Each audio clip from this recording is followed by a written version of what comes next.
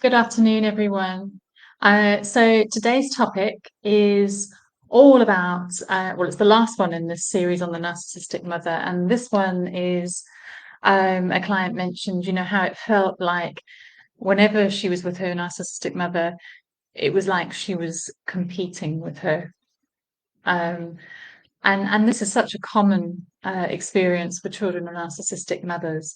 If you had a narcissistic mother, you may recall things like, I don't know, your mother trying to be more fashionable than you, or commenting on knowing the latest trends in music, or traveling to places before you get there. Say, for example, you've always wanted to go to Istanbul, for example. You may find that your mother books a trip to Istanbul, um, and then wants to come back and show you the photos. Or she can also sometimes be sort of, trying to tell you what you should be doing. This is what all the cool people are doing. This is, where you should be this weekend. Oh, you're not going to this. Um, there's this sort of attempt to one up you all the time. Um, And you can often find that she'll be saying to you things like, "Oh gosh, yeah, I've been out with my friends this weekend, and oh, I'm so busy, and then I've got this social event, and I've got this thing going on. Oh, and then this person wants me to go there." And it's almost like trying to prove um, how sociable um, how sociable she is.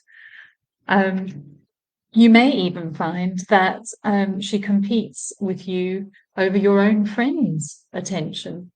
Some clients have mentioned how their narcissistic mother tried to form a bond with one of their friends, so that you would be sort of left out a bit or belittled, as if you're not part of their group. So generally, the narcissistic mother is in competition with her daughter, and she overvalues her own looks and her own sexual prowess. She may compete with her daughter over weight, uh, you know, trying to be skinnier, more fashionable, or telling her daughter that she's not either of those things. Laura has just mentioned here in the comments that um, my attention from others elated her. It was hers. Yes, Laura, I totally agree with that. Because you are an extension of your mother, any attention that you get can be taken by her as a reflection on her. So it's actually her attention that she's garnering through you. So you might find her kind of lapping it up and loving sort of showing you off. There can be the opposite to that, though. Some narcissistic mothers can go the opposite way, and they can see it as a total affront that you're getting more attention than them, and it can almost up the ante a bit in this competitive relationship. Um, so narcissistic mothers often need to show their daughter that she is more attractive to men than her. She needs to flaunt this in front of her. Now, this may not be with all narcissistic mothers. Some narcissistic mothers don't have much confidence in their looks and how they appear. So what they do is they live existentially through their daughters, and use her to get the attention that they need. Many narcissistic mothers do believe, though, that they are more attractive and that they deserve more attention than their daughters. In fact, some will seek to get as much male attention over their daughter as possible. And I mean this what I mean when I say this is that she wouldn't hold back from sort of flirting with waiters, flirting with the mailman, getting in there quickly to get that male attention on her in order to make the daughter feel less than. It's almost like this competitiveness. She's got to secure this attention before the daughter. Like toddlers, they're willing to go to any lengths. In fact, she'll even do the same with her friends, her own, female friends. This competitiveness is because it is sibling rivalry. The narcissist is not a fully fledged mature adult. They're still an ego-driven child. So in that sense, they are also one of the children in your family. They must have all the attention, and if not, they believe you've done it on purpose just to spite them. You see, your looking fabulous is because you are trying to outdo them. Or, as Laura mentioned here, your looking fabulous is not about you. You're doing it for them. You'll be shamed sometimes for outshining them or being seen to enjoy the attention of others. They will make you feel guilty about it, as if you're self-centered.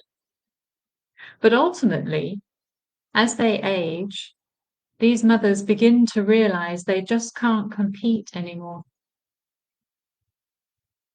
However, despite this, many will continue to compete by putting you down, criticizing you, shaming you in public, or praising you for being a good representation of their false self. So what can we do to put an end to this competitiveness that's come down in the relationship, particularly between mother and daughter? Because this is really important if we're going to end this for future generations. What can we do? What practical things can we do starting today? And it's really important to reflect on this. There may be times where you do find yourself feeling like you're trying to compete with others. There's a sense in you, I need to win here, or else I'm not going to be of any value or not be seen. So be aware of those times. Likewise, don't be afraid when you're jealous. Many of my clients, come with this sense of, being really bad to feel jealous about somebody else who has something they want or looks a certain way, and they say, "Oh, I'm becoming like my mother." Well, yes, that can eventually happen, but jealousy is one of the God-given emotions. And I say God-given, I mean it's one of the human emotions, is what I'm trying to say.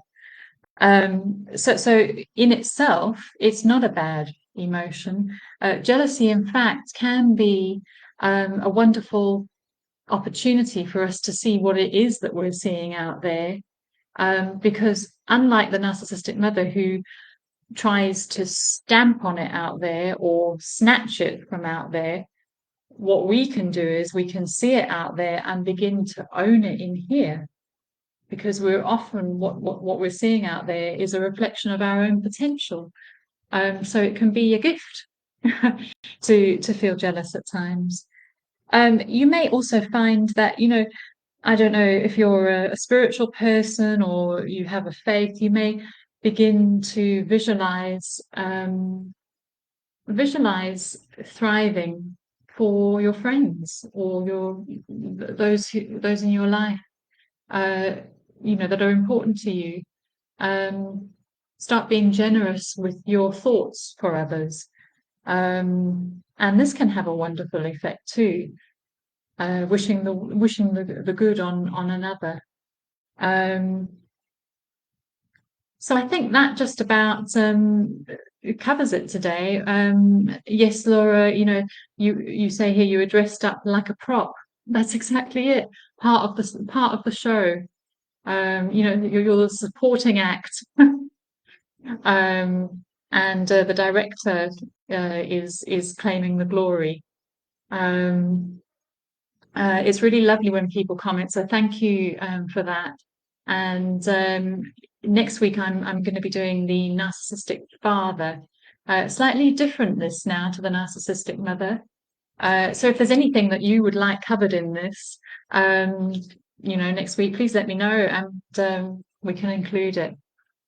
Okay, everyone, you go and have a wonderful weekend now. Take good care, get some rest, and I shall see you next week for another round of the narcissistic parent. Take care. Bye now.